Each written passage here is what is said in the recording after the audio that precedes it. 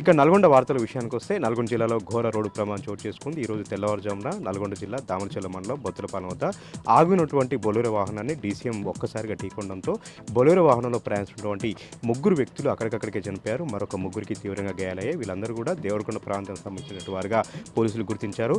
Tata network సంబంధించినటువంటి కార్మికులుగా వీళ్ళందరూ కూడా పనిచేస్తూ ఉన్నారు. ఈరోజు దామరచెల్లలో కొంత పని చేసుకొని తిరుగు ప్రయాణంగా దేవరకొండ వెళ్తున్నటువంటి క్రమంలో ఒక్కసారిగా డ్రైవర్ నిద్రమత్తులో వేగంగా వాహనాన్ని నడపడంతోనే ఆగినటువంటి డీసీఎం వాహనాన్ని ఒక్కసారిగా బొలెరో వాహనం ఢీకొన్నట్టుగా కూడా అక్కడ ఉన్నటువంటి స్థానికులు చెప్తా ఉన్నారు. పోలీసులు కూడా కేసు నమోదు చేసుకొని దర్యాప్తు చేస్తూ ఉన్నారు. మరొక వార్త విషయానికొస్తే నల్గొండ జిల్లాలో మాజీ మంత్రి సూర్యాపేట ఎమ్మెల్యే జగదీష్ రెడ్డి పర్యటించారు. నల్గొండ జిల్లా కేంద్రంలోని బీఆర్ఎస్ పార్టీ కార్యాలయంలో ఏర్పాటు చేసినటువంటి కాళోజీ నారాయణరావు జయంతి వేడుకలకు ఆయన హాజరయ్యారు. పలువురు మాజీ ఎమ్మెల్యేలు కూడా హాజరు కావడం జరిగింది. ఈ సందర్భంగా కాంగ్రెస్ ప్రభుత్వం పైన ఫైర్ అయ్యారు జగదీష్ రెడ్డి. ప్రధానంగా ఏదైతే పార్టీ ఫిరాయింపులు చేసినటువంటి విషయంలో హైకోర్టు ఇచ్చిన తీర్పును స్వాగతించినట్టుగా జగదీష్ రెడ్డి తెలపడం జరిగింది. ఖచ్చితంగా వారికి ప్రజాక్షేత్రంలో శిక్ష తప్పదని కూడా ఇప్పటికే హెచ్చరించారు.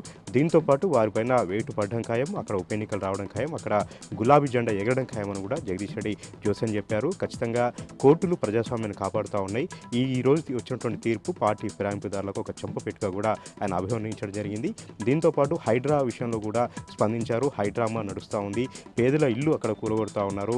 ప్రజాస్వామ్యయుతంగా కాకుండా అక్కడ అధికార మదంతో కాంగ్రెస్ పార్టీ ఎక్కడికక్కడ కూడా కూల్చివేతలు చేస్తూ కక్ష సాధింపు చర్యలు పాల్పడుతుందని కూడా జగదీష్ రెడ్డి మండిపడడం జరిగింది. బడాబాబులకు ఒకలాగా, పేదలకు ఒకలాగా ఈరోజు కాంగ్రెస్ పార్టీ వ్యవహరిస్తుంది కూడా మండిపడ్డారు. అన్నిటికంటే ప్రధానంగా హైదరాబాద్ బ్రాండ్ ఇమేజ్ని దెబ్బ కొట్టేలాగా రేవంత్ సర్కార్ వ్యవహరిస్తూ ఉంది. హైదరాబాద్ అంటేనే భయపడే పరిస్థితి ఈరోజు వచ్చిందని కూడా ఆయన ఒకంత విచారణ వ్యక్తం చేశారు. కాంగ్రెస్ పార్టీకి అల్టిమేటం కూడా జారీ చేయడం జరిగింది. హైడ్రా పేరుతో జరుగుతున్నటువంటి ఒక హైడ్రామాను ఆపాల్సిందిగా కూడా ఆయన ఇప్పటికే హెచ్చరించడం జరిగింది.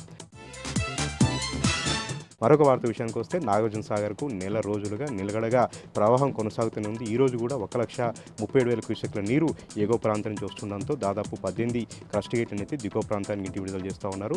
వస్తున్నటువంటి వరదను ఎప్పటికప్పుడు కూడా అంచనా వేస్తూ వాటర్ మేనేజ్మెంట్ చేస్తూ ఎప్పటికప్పుడు కూడా క్రస్ట్ గేట్ల ద్వారా దిగువ ప్రాంతానికి నీటి విడుదల చేస్తూ ఉన్నారు. 1,37,000 క్యూసెక్ల ఏంటంటే అంతే మొత్తంలో క్రస్ట్ గేట్ల ద్వారా దిగువకు నీటి విడుదల అనేది కొనసాగుతూ ఉంది.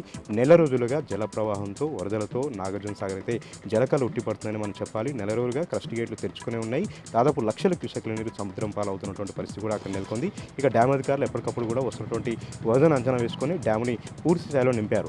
590 అడుగుల పూర్తి స్థాయి నీటి మట్టానికి ప్రస్తుతం 589 అడుగులు చేరుకుంది. 312 టీఎంసీల నిల్వ సామర్థ్యానికి ప్రస్తుతం 306 టీఎంసీల సామర్థ్యానికి కూడా డ్యామ్ చేరుకోవడంతో అన్ని విధాలుగా కూడా నీటిని సద్వినియోగం చేస్తూ ఉన్నారు. ఎత్తిపోతులకు, ఎడమకాలో, కుడికాలకు విద్యుత్ ఉత్పత్తి సంబంధించినటువంటి కూడా పూర్తి స్థాయిలో చేసినటువంటి పరిస్థితి నాగార్జునసాగర్లో ఉంది.